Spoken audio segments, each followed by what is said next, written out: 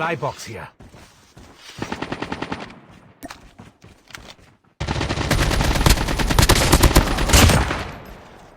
Get the dog tags and help them return to the battle.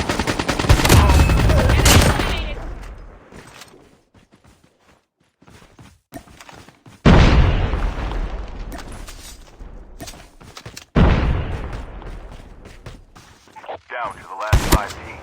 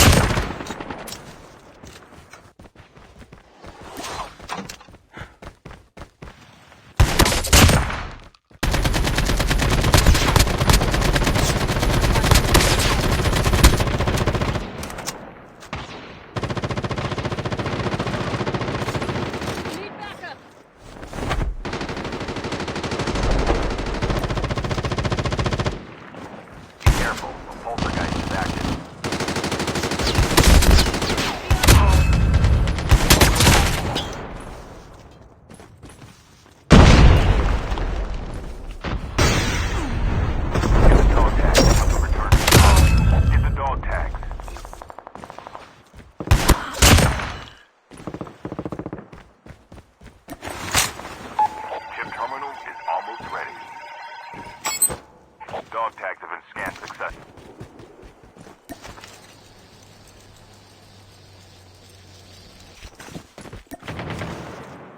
The last supply flight will arrive in 1 minute.